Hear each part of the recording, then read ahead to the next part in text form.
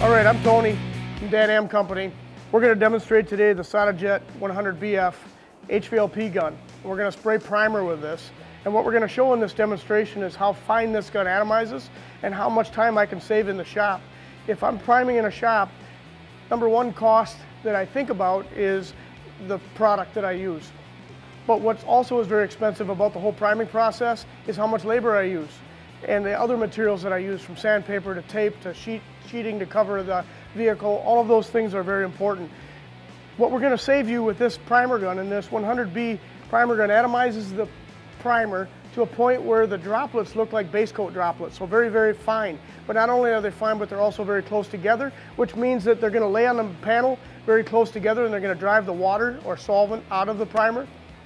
It's going to give me faster flash off times. It's going to give me faster time before it's ready for sanding. But what's also important is I'm going to make that so fine that when I lay this material down, it's going to look like a single stage finish, very, very smooth. So now I can go right to a 500 or 600 grit sandpaper into top coat. I don't have to go through 3 steps of sanding from 320 to 400 and up through. I don't have to do that. I want to sand it one time. I'm also going to get a real even fan pattern that's going to give me evenly wet from top to bottom. That's going to make sure that my whole surface has an even layer of primer. So I'm going to do a couple things. I'm going to spray first and show you what the fan pattern looks like, full open fluid, full open fan. I'm also going to then start turning down my fluid control knob. I'm going to leave my fan control knob on the side of the gun wide open and just adjust with fluid. And when adjusting that fluid down, I bring my fan from a tall fan to a miniature version of that tall fan, so that if I have a spot the size of my hand that I need to prime, I can go in close, 75% overlap, get very even coverage, and atomize it real finely, and it's going to dry very quickly. So we're spraying a waterborne primer surfacer in this demonstration. So I'm going to start out full open fan, then start dialing it down. As I get smaller in fan, I can start lowering my air pressure. So I'll start out up in that 29 pound range. I may finish down in that mid 16, 17 pound range is where I'll probably end up.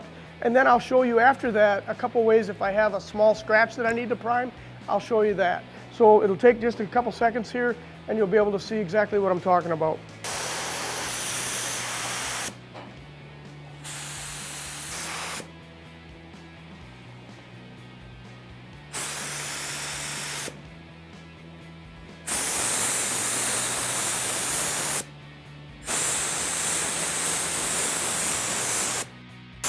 So what I want you to take a look at is I went from full open fan, turned it down, kept turning it down, get to the size that I want to do. I decided I wanted it to be slightly larger than that. I opened it back up, maybe a quarter of a turn in fluid, and right here is what I've primed. So you can see I can do a small area, but you also notice I have zero overspray anywhere around that. So the droplets are very fine, but I put the primer exactly where I want it. I can show you here with a quick pass. If I had to prime just a small section, if I got to prime into just a small spot repair on the end of a fender tip, or anywhere where I've got just scratches maybe that when it came to me I didn't see, and I find them, I can correct that. I'm also going to show you now if I did have one small scratch on a bumper cover, what I can do with this. And then I am going to turn it back to round spray, and I'm going to turn my fluid down and my air pressure down and do if I have a small chip. So let's say I painted a panel, didn't think I was going to have to blend into the rear door. And now I decide, you know what, I need to carry that color out into that rear door. When I carry that color out, I want to make sure if I have any of those little tiny car wash scratches or small stone dings along that leading edge of that blend, that I have those covered. Because if I just paint over them, I'm going to see the silver or metallics are going to land in there strange, and the owner of the car is going to see it. And then it's going to be back in my shop the next day saying, why didn't you fix that? Well, it wasn't on the repair bill. You wouldn't pay extra to fix that. But who always loses? It's the shop, and you end up fixing that. So I want to show you a quick way, if you have to do small spot repairs, small stone chips, small scratches, how to do that. So I'm just going to do that by turning this to round spray. I'm going to turn my air pressure down at about 17 psi, and I'm going to shut my fluid off and just barely open it up until I get to the desired amount of fluid.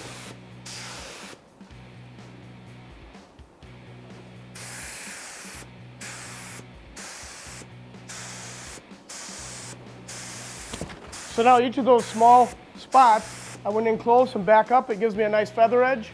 Gives me something that I can block that off. By the time I go clean my gun, And by the time I come back in here, I'll be ready to hit that with 600 and I can move on to my repair. So it didn't cost me a lot of time or efficiency. But what also is important is right now we don't have the booth moving air, but if I had air blowing in here or I had the fans on, I could flash that very quickly as a waterborne surfacer on this. So outstanding speed is what you'll see with that.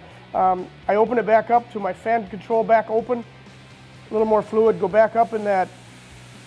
Right now I'm at 16 PSI. If I'm back up at 16 pounds, again with that open, you can see how I've made that a little bit smaller fan. I can make that a little larger. So I can adjust that for whatever size repair I need that to be. Another half turn. Half turn more. So I can decide exactly what size of spot repair I'm going to make and do that. One other thing to show you then would be we can go from those tiny little droplets. If I open this up and want to prime complete a panel, let me show you how quickly we can prime something. And remember, I only mixed up a couple ounces of primer in this, but I'm going to show you a little bit on how far that will go.